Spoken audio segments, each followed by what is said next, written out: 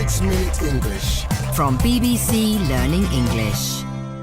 Hello, this is 6-Minute English from BBC Learning English. I'm Neil. And I'm Rob.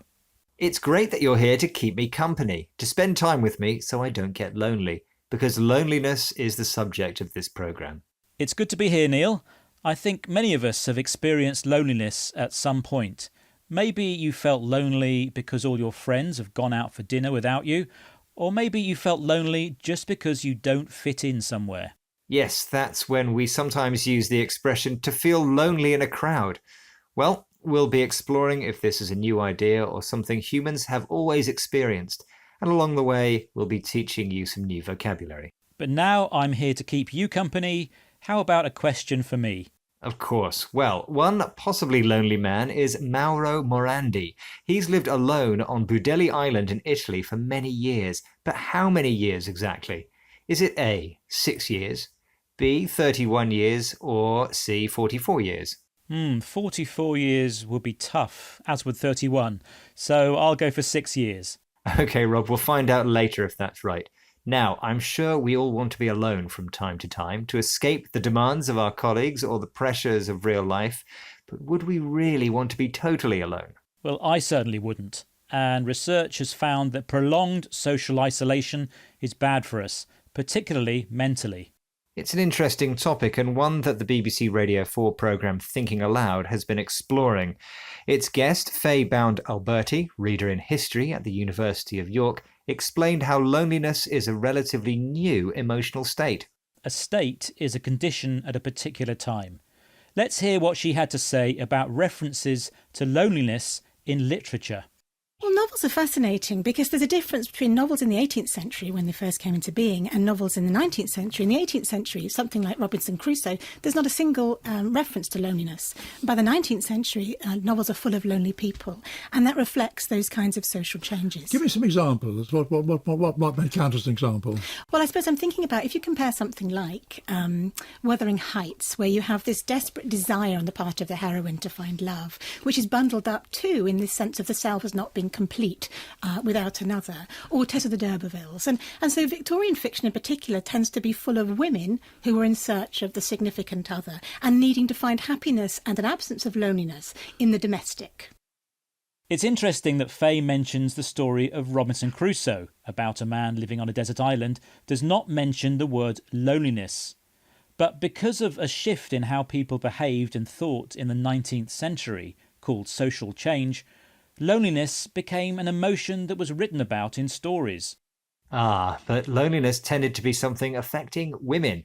They were searching for happiness by finding a significant other, a partner, usually a man, who they wanted to marry. How things have changed. Yes. Now, Faye also went on to talk about how some female authors, like Virginia Woolf, looked for solitude, that's being alone, because that helped them be creative. Even today, being alone gives us headspace and time to think, as long as it doesn't last forever. Anyway, as we mentioned, we've probably all been lonely at some point, and Faye Bound-Alberti told the Thinking Aloud programme that loneliness can take many forms.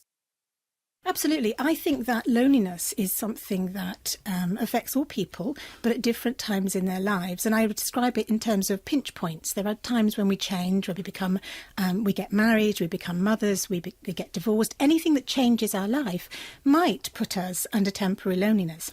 When it's a problem is when it becomes chronic.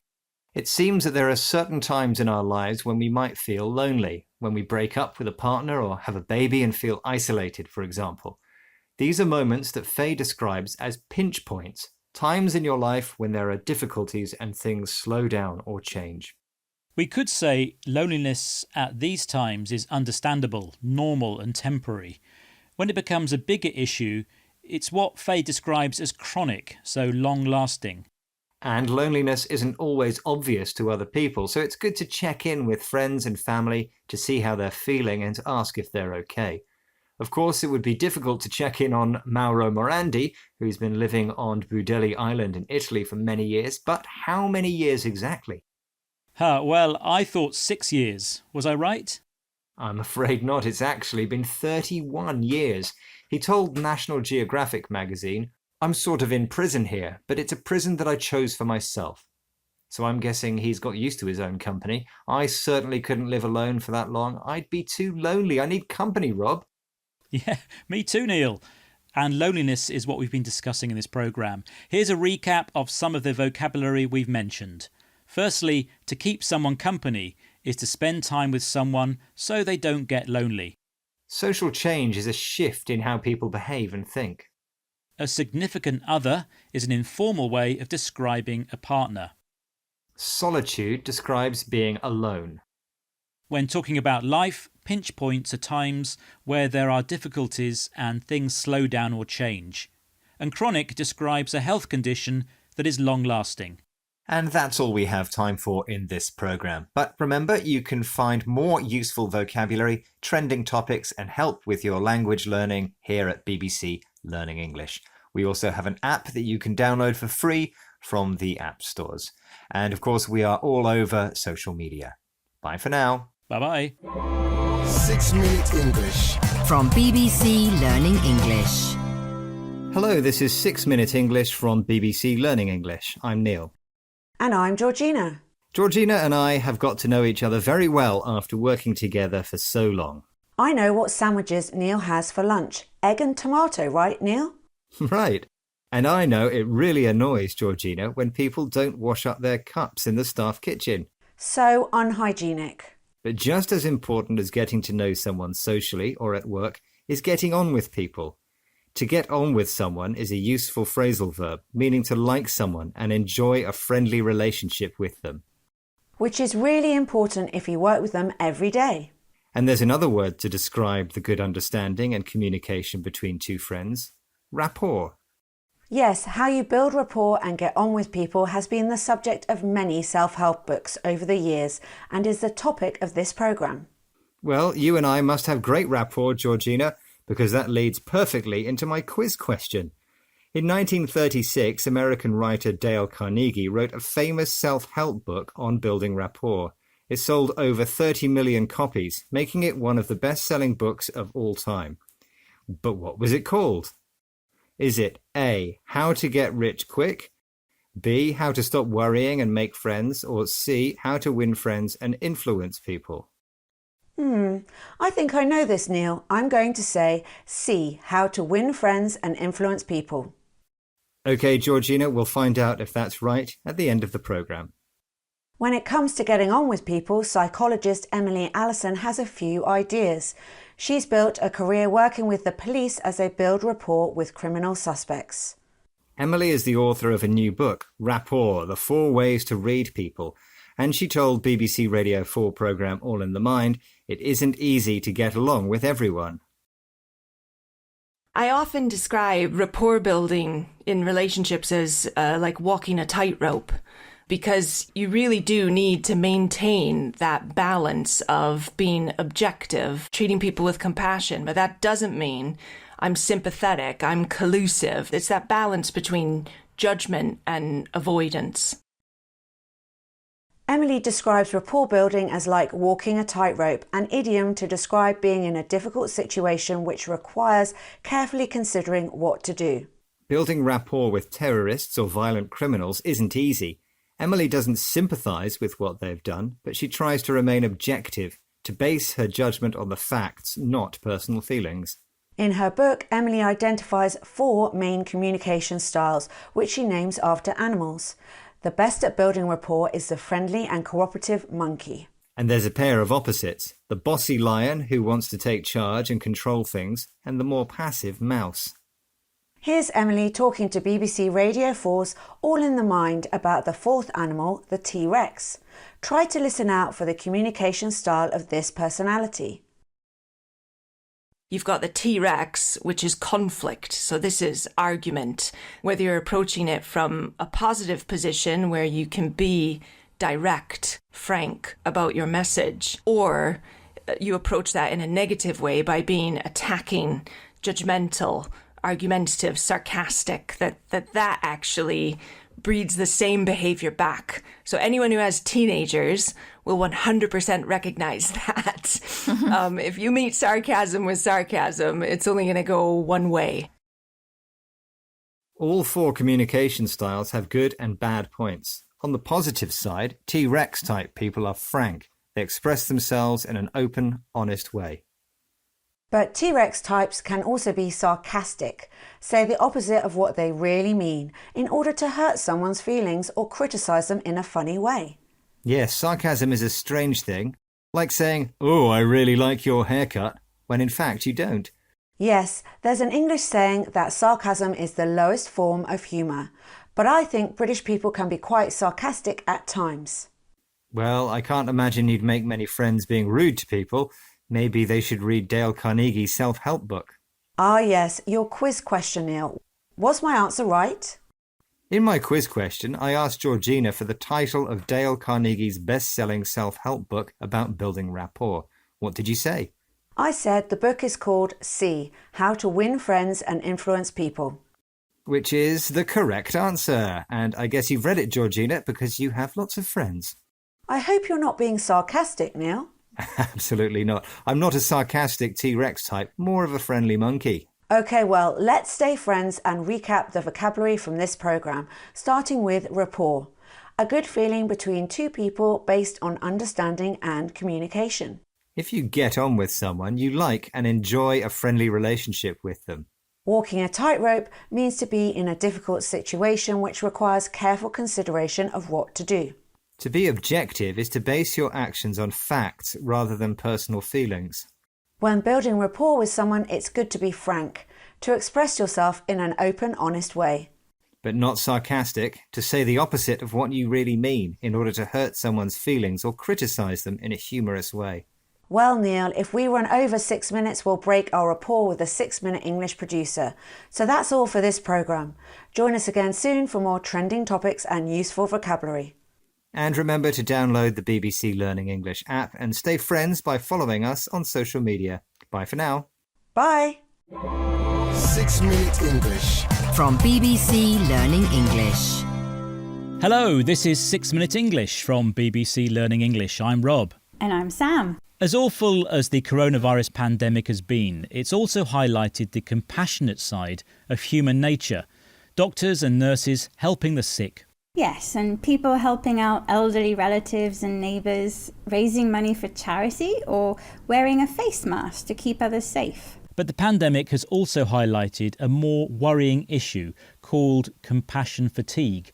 Have you heard of that, Sam? Yes, I think compassion fatigue is a kind of emotional exhaustion which reduces your ability to empathise or feel compassion for others. Yes, exactly, Sam. Compassion fatigue has long been a problem for people working in medical professions, and it's the topic of this programme. We'll be hearing how the suffering and unhappiness we see on the TV news can increase feelings of helplessness. But first, let me ask you my quiz question, Sam. Humanitarian workers see human suffering on a daily basis and can easily fall victim to compassion fatigue.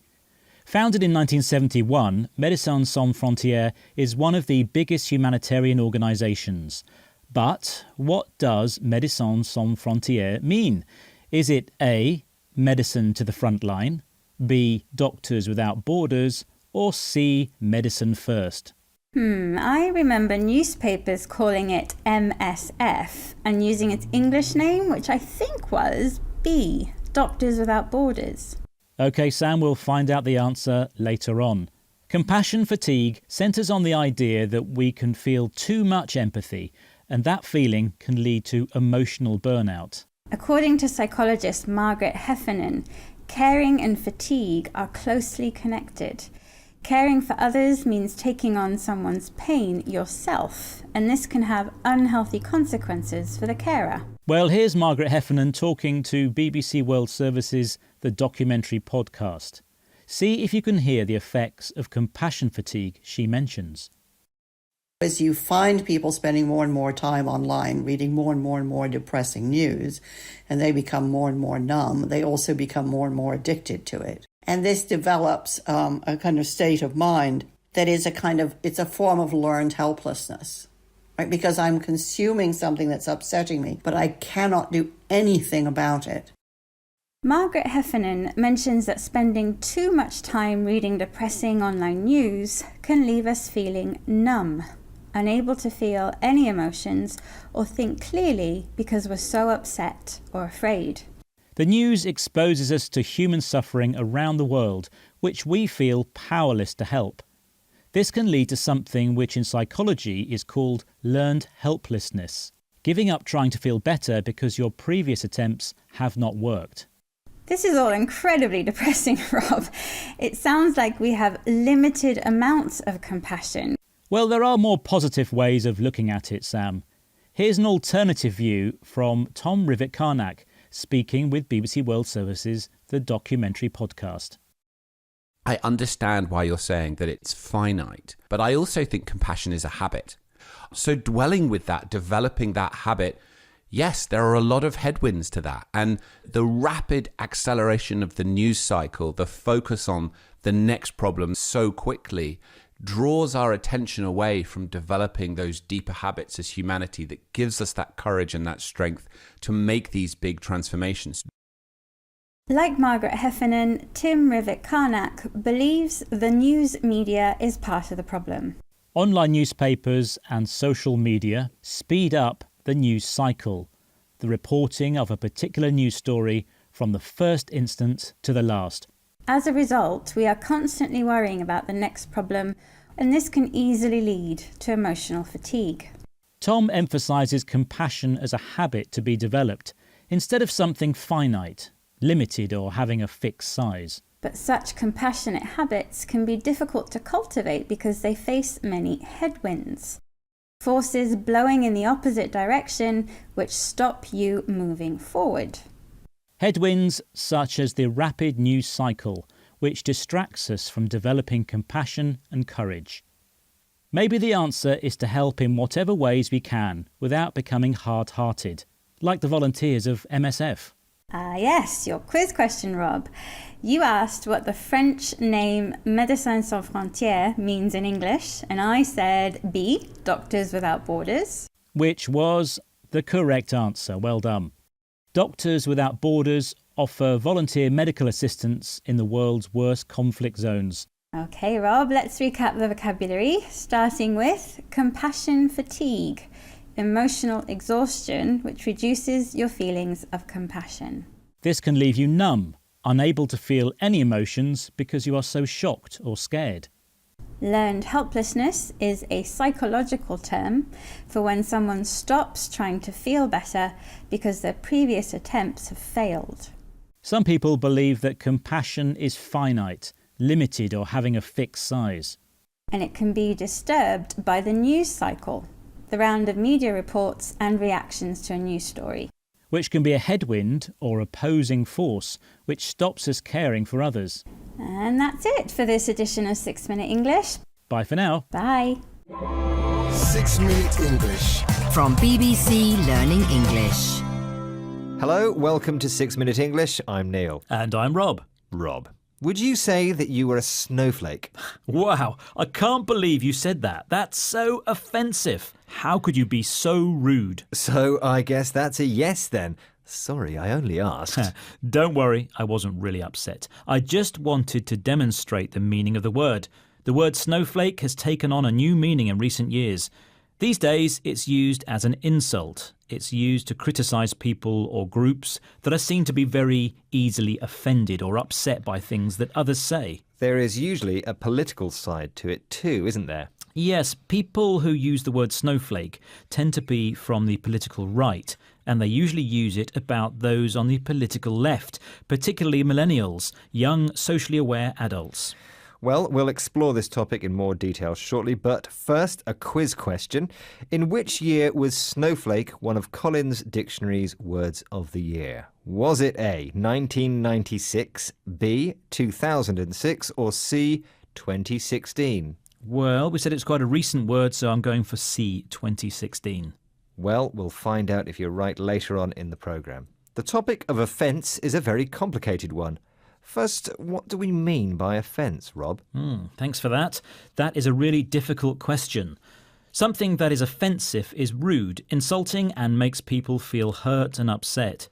What's difficult about it, though, is that we don't all find the same things offensive. Some people can be deliberately offensive, and some people may be offensive without meaning to be. Also, different people respond to offence in different ways. Some accept it as the price of free speech, and some try to stop the people they think are offensive from saying the things they do. These terms come up quite a lot in discussions about equality, race, religion, and of course politics. The topic was discussed in detail in the BBC radio programme Sweet Reason. Evan Davis presented the programme, and here is the first part of his summary of the discussion. What does he say is the reason some people talk about offence? First, on occasion, people probably do invoke offence when really they just have a political disagreement. And on occasion, groups that suffer discrimination or exclusion perhaps find it exhilarating or uniting to call out that discrimination. He says that some people take offence when it's just a political disagreement. He says they invoke offence. If you invoke something, it means that you use it to support your point or explain your action. So to invoke offence is to say that we are acting this way because we are offended by what you have said, although the offence may only be a political difference rather than something truly offensive. Davis goes on to say that groups that do suffer from discrimination may get some feelings of unity when they call out discrimination. They feel more together when they publicise and highlight the discrimination they've experienced. Even though some offence that is taken may not be genuine, that doesn't mean people don't have a right to be offended. Here's Evan Davis again. Where the so-called snowflakes surely have a point is this. Societies are entitled to make certain things taboo, and the millennials' use of the word offensive is simply designed to say some views are not just wrong, they're in a special category of wrong. His point here is that societies can decide that certain things are taboo. In this context, something that is taboo is something that is regarded by society as being shocking and offensive, and that it's okay for people to be offended by these things. And I think the point he makes is a good one. The word snowflake is usually used as an insult, but some people may feel proud to be a snowflake because it means they're standing up for a particular standard. They have a level of decency and social responsibility that is higher than that of those who are calling them snowflakes. Well, I hope we haven't caused any offence today. Before we review the vocabulary, can we have the answer to today's question, Neil? Of course. I asked in which year was snowflake one of Collins Dictionary's words of the year? Was it A, 1996, B, 2006, or C, 2016? And I said C, 2016. It's got to be right. Well, do you want to hear the story? Interestingly, the term was coined in 1996 in the book Fight Club, but it was in 2016 that it was one of the dictionary's words of the year. Now, let's review our words of the day. First, there is offence. People can take offence and be offended by something that is offensive. Something that is offensive could be rude, insulting, and shocking. It might take the form of humiliation or discrimination against a person or group. The term snowflake is a word used by some people to talk about other people who they think get offended too easily and unnecessarily. They don't want to change their language or ideas just because snowflakes get upset. Then we had the word invoke. If you invoke something, you use it as a reason to explain your actions and feelings. To call something out is to challenge it, to highlight it, and look for justification. And finally, we have taboo, something that society says is offensive and shocking. So there we have it. What do you think, Rob, of this topic? Well, it's a very difficult subject, particularly when it comes to politics, religion, and society.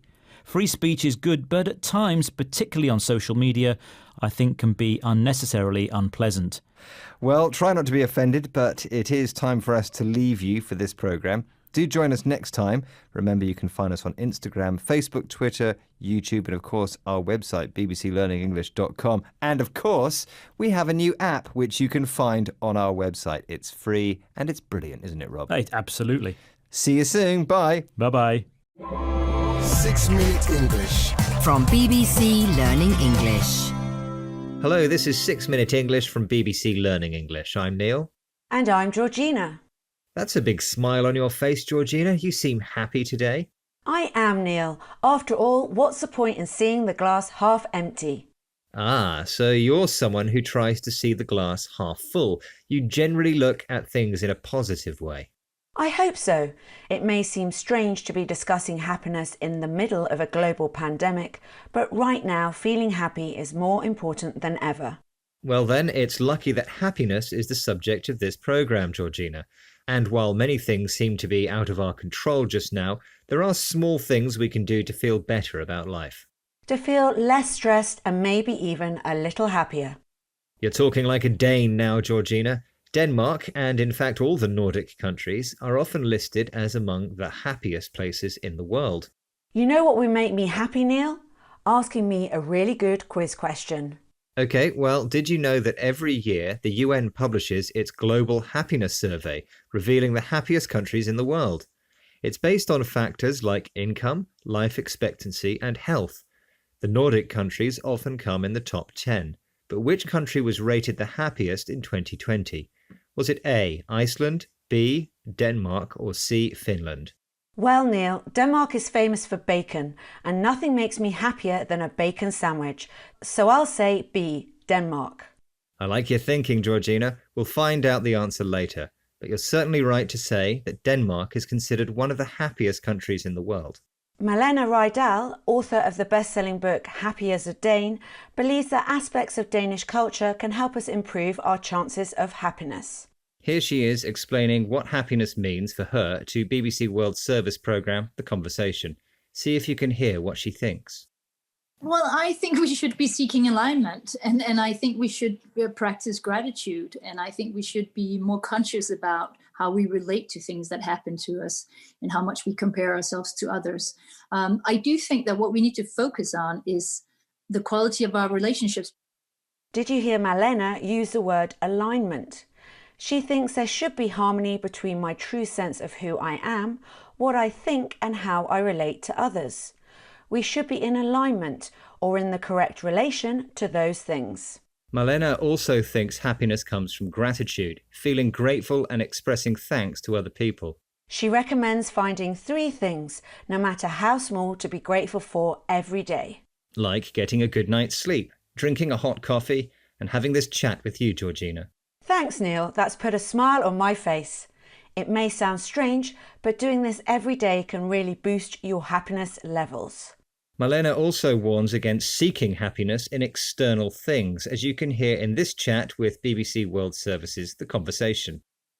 If you seek happiness and you mistake it for pleasure, you will be running around like a little hamster in your wheel because it's never enough. And because you will be very quickly the victim of the hedonic treadmill. And the hedonic treadmill is, you know, you want something. You think if you're more beautiful, if you get more power, if you get more money and fame, and then you finally be happy. And then you get it and you get like small satisfaction. According to Malena, chasing external pleasures like money and fame will leave you feeling like a hamster on a wheel. Like someone who's always busy but never accomplishes anything useful or finishes what they start. She also says it's easy to become a victim of the hedonic treadmill. This is the idea that humans adapt to whatever level of happiness they achieve. As we make more money, meet the perfect boyfriend, or whatever we desire, our expectations also increase. So we never find the happiness we hoped we would. Money can't buy happiness, as my grandma used to say. Right. In fact, it's probably the quality of our relationships, not external objects, that gives satisfaction. The pleasure we feel when we achieve something we wanted to do. Lots of useful tips there, Georgina, for feeling as happy as a Dane. A Dane, you say, Neil? So I got the correct answer? In my quiz question, I asked Georgina which Nordic country was rated happiest in the UN's 2020 global survey. I guessed B, Denmark. But in fact, Georgina, it was C, Finland. I guess their bacon sandwiches are even better. Okay, let's recap the vocabulary and start seeing the glass half full, looking at things in a positive way. Happiness might be all about alignment, being in the correct relation to things. Or gratitude, being grateful and giving thanks. Feeling like a hamster on a wheel means you're always busy doing things, but without getting satisfaction. The pleasant feeling of achieving something you really wanted to. Finally, the reason happiness often escapes us may involve the hedonic treadmill, the human tendency to return to the same level of happiness after something very good or very bad has happened. That's all for this programme. We hope it's lifted your spirits and given you some useful vocabulary as well. Remember to join us again soon for more interesting topics here at 6 Minute English. And if you like topical discussions and want to learn how to use the vocabulary found in headlines, why not try out our News Review podcast? You'll find programmes about many topics that will help to keep you entertained and learning at the same time. Don't forget you can download the app for free from the app stores. And of course, we are on most social media platforms. Bye for now. Bye. 6 Minute English. From BBC Learning English.